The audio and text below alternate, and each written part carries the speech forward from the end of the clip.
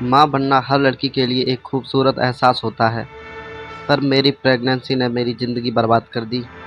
मैं अनिका केवल 18 साल की थी, लेकिन हार्मोनल इम्बैलेंस की वजह से मेरा वज़न 120 किलो हो गया। मोटापे और बदसूरती की वजह से सभी ने मेरा मजाक बनाया। फिर भी ना जाने क्यों एक दिन शहर के सबसे रईस खानदान के इकलौते वारिस कुणाल डोगरा का मेरे लिए रिश्ता आया। मेरी सौतेली माँ और बहन इस बात से खुश ना हो गई, लेकिन पापा ने शादी के लिए हाँ कर दी।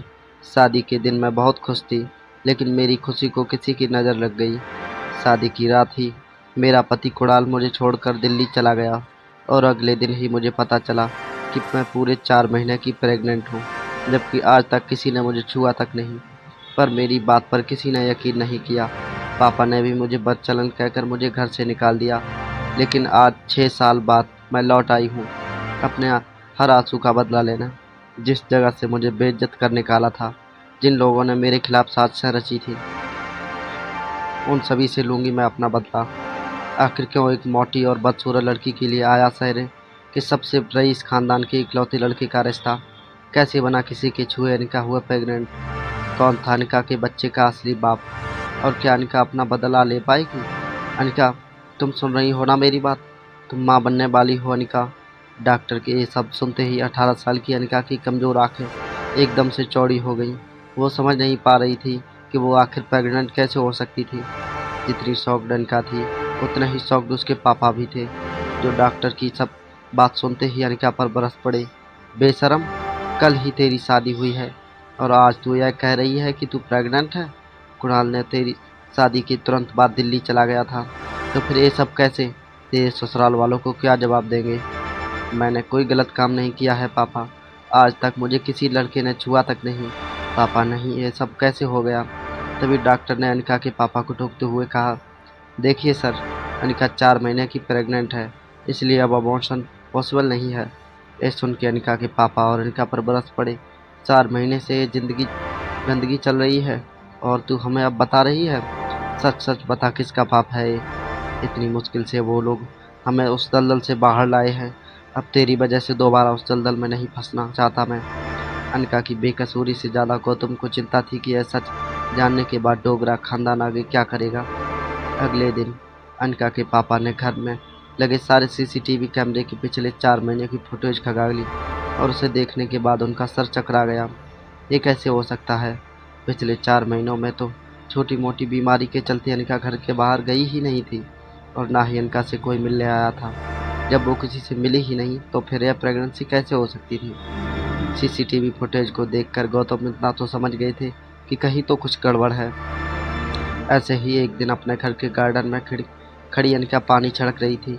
तभी एक बाइक की आवाज़ में अनिका को सन्न कर दिया। वो बाइक सीधे आकर बंगले की सीढ़ियों के पास आकर रुकी। Leather shoes, tight jeans, dark blue T shirt और चेहरे पर लगे पीले चश्मे के आर पार उसे लड़के की गहरी लाल आंखें साफ दिखाई दे रही थीं। अनिका ने जैसे ही उस लड़के के देखा, उसकी धड़कनें मानो डर और टेंशन से तेज हो गईं। ये लड़का और कोई नहीं बल्कि अनिका का पति कुणाल डोगरा था। कुणाल, तुम? वो पापा, तू घर पर नहीं है? कुणाल अनिका को बहुत ध्यान से एकटक देखे जा रहा था। तभी वहां अनिका के पिता गौतम भी आ गए। अरे कुणाल बेटा, आज अचानक से तुमने फ़ोन किया कि तुम आ रहे हो? तुम्हारी कॉलेज में छुट्टियां शुरू हो गई हैं क्या? पूरे 4 महीने बाद आया हूँ, जय बोलकर अपने दामाद का वेलकम करोगे आप? गौतम ने कुणाल से कहा, देखो कुणाल, अगर तुम ये शादी तोड़ना चाहते हो तो मैं समझ सकता हूँ। ये सुनते ही कुणाल चिल्ला उठा, जो बात तुम समझ सकते हो वो बात मेरे बूढ़े दादाजी नहीं समझ सकते ना। ज़बरदस्ती इस मोटे के साथ शादी करवा दी और अब दादाजी चाहते हैं कि इसके नाजायज़ बच्चे को भी मैं अपना नाम दूँ। उसने अनिका की तरफ इशारा करते हुए कहा, देखो इस बेशरम लड़की को, शादी के फेरे लेते वक्त पेट में किसी और का बच्चा लिए घूम रही थी और इतना होने के बाद भी आज मेरे सामने ऐसे बेशर्मों की तरह खड़ी है। अनिका कुणाल की बातें सुनकर जितना ज़्यादा हर्ट थी, उतनी ही ज़्यादा गुस्से में थी। उसे इस बात का कुणाल से ज़्यादा खुद पर घिन आ रही थी कि कोई उसके होने वाले बच्चे को गाली दे रहा था और वो मजबूर खड़ी आखिर ये सब क्यों सुन रही थी। बच्चे का ख्याल आते ही न जाने कैसे अचानक अनिका के अंदर अजीब सी हिम्मत आ गई और वो बिना कुछ सोचे समझे बोल पड़ी, मैं इस शादी को नहीं मानती। अनिका के मुंह से यह शब्द सुनते ही गौतम और कुणाल दोनों शॉक्ड हो गए थे। लेकिन गौतम ने बात को संभालते हुए कुणाल से कहा, इस वक्त अनिका की तबीयत ठीक नहीं है, इसीलिए तुम उसकी बातों पर ध्यान मत दो। और रहा सवाल बच्चे का, तो उसके पैदा होते ही उसे अनिका से हमेशा के लिए अलग कर दिया जाएगा। मेरा यकीन करो बेटा। अपने पापा की ये बात सुनकर टेंशन से अनिका की सांसें फूलने लगी। ठीक उसी पल में अचानक से अनिका के पेट में जोर से दर्द शुरू हो गया। दर्द के मारे अनिका एक झटके से अपने पीठ के बल गिरी और ओझल होती आंखों से उसने देखा कि गौतम दौड़कर उसके पास आ रहा था। गौतम ने हड़बड़ी में फ़ोन करके एम्बुलेंस को बुला लिया। देखते ही देखते वो बेहोश हो चुकी थी और फिर बच्चे के रोने की आवाज़ से उनकी आंखें खुली। तभी अनिका ने देखा, दो फूल जैसे प्यारे बच्चे उसकी बगल में लेटे हुए थे। ये जुड़वा बच्चे थे जिन्हें अनिका ने जन्म दिया था। इसमें से एक लड़का और एक लड़की थी। उन बच्चों को देखकर अनिका अपने सारे गम भूल गई थी। वो अभी दोनों बच्चों को अपनी गोद में लेने ही जा रही थी कि तभी अचानक से एक नकाबपोश आदमी ने उन दोनों बच्चों को उससे छीनने की कोशिश की। अनिका ने अपनी बेटी को तो उस नकाबपोश से बचा लिया, पर वो नकाबपोश अनिका के बेटे को उससे छीनने के कामयाब हो गया और अनिका को इस बात का बड़ा सदमा लगा, जिसकी वजह से उसकी तबीयत काफ़ी ख़राब होने लगी। इसीलिए उसके पापा ने अनिका को बेंगलोर में उसकी मौसी के पास भेज दिया, जिसके बाद धीरे धीरे अनिका की हालत सुधरने लगी। देखते ही देखते 6 साल बीत गए। अनिका अब पहले की तरह मोटी नहीं बल्कि एक स्लिम फिगर वाली खूबसूरत औरत में तब्दील हो चुकी थी और किसी के लिए भी उसे पहचान पाना अब मुश्किल था।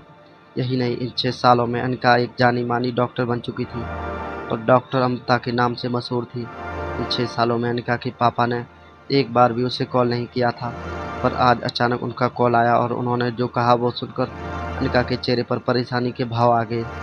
पापा का कॉल था, मनाली जाना होगा। अनिका मनाली के नाम से ही घबरा जाती थी क्योंकि उसके अतीत की बुरी यादें उस जगह से जुड़ी थी। पर आज अनिका ने फैसला किया कि वो अपने डर का सामना करेगी। अनिका ने अपनी पैकिंग की और अपनी बेटी रिया के साथ मनाली की फ़्लाइट में बैठ गई। जैसे ही फ़्लाइट लैंड हुई अनिका का फ़ोन बजा। अनिका के फ़ोन बजते ही गौतम ने बिना कोई खबर पूछे अनिका से कहा, कुणाल तुम्हें लेने एयरपोर्ट आ रहा है, उसके साथ सीधे घर आ जाना। यहाँ तुम्हें। इतना कहकर गौतम अटक गया। खैर तुम घर आओ, मैं तुम्हें सब बताता हूँ। अनिका ये सुनकर चौंक पड़ी गई। कुणाल लेने आ रहा है मुझे? पर क्यों? 6 सालों में एक बार भी कोई फ़ोन नहीं किया उसने, और अब मुझसे मिलना क्यों चाहता है? आखिर ऐसी कौन सी बात करना चाहता है पापा मुझसे? ये सब सोचते हुए अनिल एयरपोर्ट के एग्जिट गेट की ओर बढ़ती जा रही थी। तभी अचानक कुणाल की नज़र एयरपोर्ट के दरवाजे पर पड़ी और कुछ देखकर उसकी नज़र वहीं अटक गई, मानो जैसे उसने आज से पहले किसी खूबसूरत लड़की को देखा ही ना हो। उस लड़की को देखकर कुणाल के मुंह से बस यही निकला कि यार, इतनी खूबसूरत लड़की तो मनाली में कभी नहीं दिखी ही नहीं। कुणाल बिना वक्त गवाए रेलिंग कूदकर उस लड़की की ओर दौड़ पड़ा और अचानक से वो उस लड़की के सामने आकर खड़ा हो गया। एक खूबसूरत लड़की कोई और नहीं बल्कि अनिका थी। अनिका के बदले हुए रूप के कारण वह उसे पहचान नहीं पाया था। कुणाल इस बात से बिल्कुल अनजान था। अनिका एक पल के लिए सहम गई और उसको लगा कि कहीं पहले की तरह कुणाल फिर से उसका इंसल्ट ना कर दे, मगर तभी कुणाल कुछ बोल पड़ा।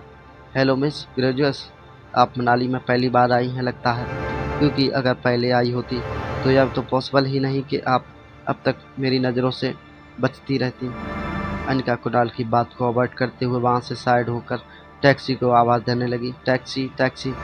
मगर तभी कुणाल ने उसकी तरफ भागकर फिर से उसका रास्ता रोक दिया। अरे अरे, टैक्सी की क्या ज़रूरत है? मैं अपनी गाड़ी में आपको जहाँ चाहे छोड़ देता हूँ ना। और एक मिनट, यह नन्ही गुड़िया कौन है? मैं कहते हुए उसने रिया की तरफ इशारा किया। ओह, समझ गया, यह आपकी छोटी बहन है ना? यह सुनकर रिया जोर जोर से हंस पड़ी। तभी एक टैक्सी अनिका के पास आकर रुक गई। अनिका ने जल्दी जल्दी में रिया को टैक्सी में बिठाया और खुद जब टैक्सी में बैठने जा रही थी तब कुणाल ने थोड़ा मायूस होते हुए उनसे कहा, वैसे आपको मनाली में कभी किसी की ज़रूरत हो तो सिर्फ एक ही नाम याद रखिएगा, कुणाल डोगरा। किसी से भी मेरा नाम पूछिएगा, मेरे घर तक छोड़ आएगा आपको। टैक्सी वहाँ से निकलने ही वाली थी कि तभी कुणाल ने टैक्सी रोकी और विंडो के पास जाकर बड़े ही फ्लुएंट अंदाज में अनिका से बोला, अरे मिस मिस, अपना नाम तो बताती जाओ। इसे सुनकर अनिका ने कुणाल को देखते हुए अपनी आंखों से काला चश्मा निकाला और बड़े ही तेज और कटीली नज़र से कुणाल को देखते हुए बिना किसी भी भाव से धीरे से कहा, अनिल का फुलेरिया। दोस्तों आज की कहानी यहीं पर समाप्त होती है। कहानी का अगला भाग देखने के लिए कमेंट में ज़रूर बताएं और ये कहानी कैसी लगी। मिलते हैं कहानी के दूसरे भाग के साथ। कमेंट में ज़रूर बताएं ये कहानी आपको कैसी लगी। ऐसे ही कहानी देखने और सुनने के लिए चैनल को सब्सक्राइब करें। मिलते हैं नई कहानी के साथ। जय श्री राम दोस्तों।